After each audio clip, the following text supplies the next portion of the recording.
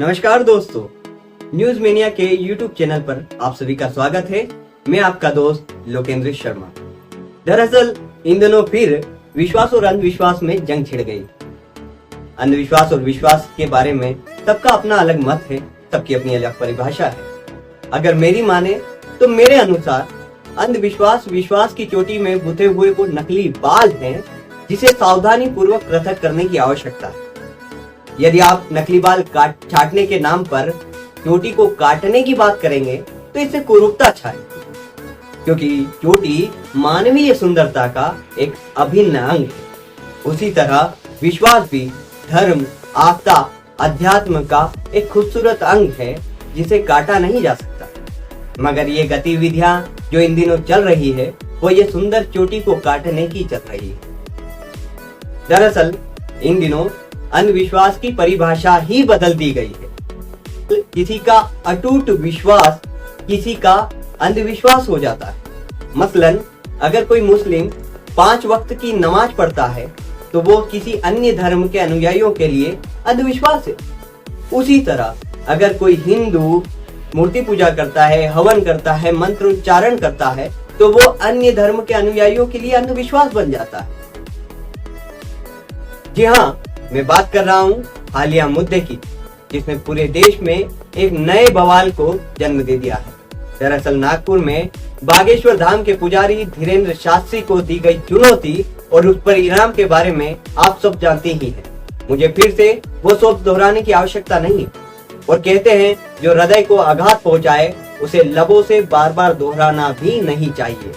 मैं ये नहीं कहता सवाल ना पूछे जाए, बिल्कुल धर्म को हमेशा जनमानस के सवाल के जवाब देने के लिए बाध्य होना चाहिए, मगर सवाल पूछने और लांछन लगाने में फर्क होता है।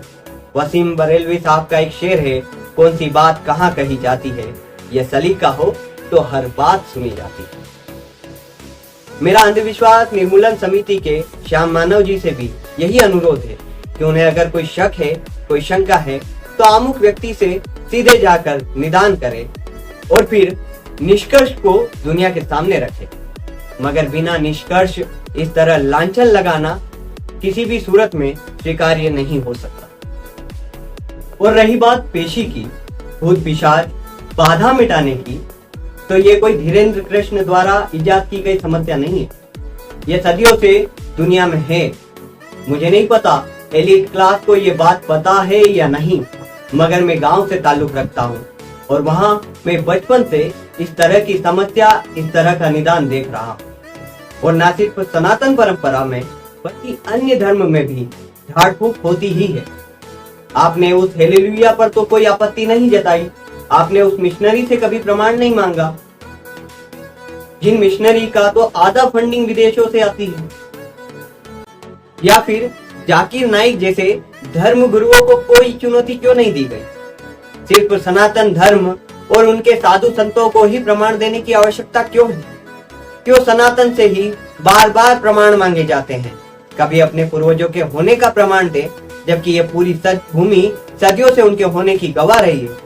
हमारे संत ही क्यों प्रामाणिकता दे, जबकि उनके विचार आज तक मानव चेतना में क्रांति उत्पन्न करने का कार्य करते हैं। आपके विज्ञान के आधे से ज्यादा आविष्कार हमारे उपनिषदों से ही संभव हो पाए हैं। आपको बावजूद इसके फिर भी प्रमाण की आवश्यकता है। सालों से किए जा रहे प्रयोगों को आप अपने मानने के आधार पर कैसे झुठला सकते हैं? और विज्ञान खुद कभी 100% प्रमाणिकता का दावा नहीं करता, फिर भी उसके प्रयोग निरंतर चलते रहते हैं। अध्यात्म के तरीके भी एक प्रयोग है, जो हो सकता है किसी पर चले, किसी पर नहीं। जिस तरह से कोई डॉक्टर से इलाज कराने जाता है, वो ठीक नहीं हो पाता है तो वो अपनी दवाइयां बदलवाता है, ना कि इलाज करना ही बंद कर देता है। अब इसे आप क्या कहेंगे, विश्वास या अंधविश्वास? उसी तरह अध्यात्म के भी कई प्रयोग हैं जो मानव कल्याण के होते हैं। किसी को कोई इलाज सूट हो जाता है, किसी को कुछ और। इसमें गलत क्या है? धीरेन्द्र शास्त्री जी कोई ऐसी चीज नहीं कर रहे हैं जो उनके द्वारा निजात की गई। यह सारी मनोचिकित्सक नीति पहले से ही वर्णित है और इनके प्रयोग सदियों से किए जा रहे हैं, तो उसमें गलत क्या है?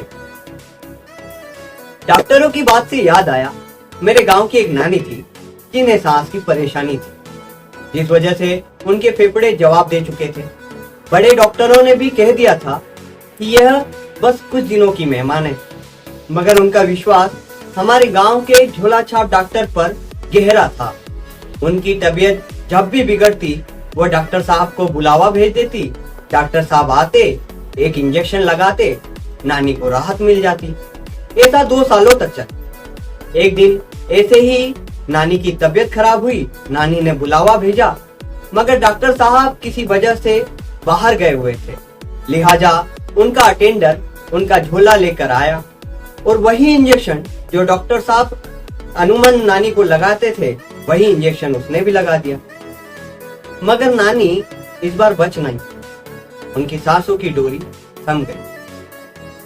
अब इसे विश्वास कहेंगे या अंधविश्वास, जिसके दम पर नानी चंद दिनों की मेहमान 2 सालों तक जीवित रह गई। मेरा विज्ञानी जीवों को समझाने का बस इतना सा मकसद है कि आप सवाल उठाइए।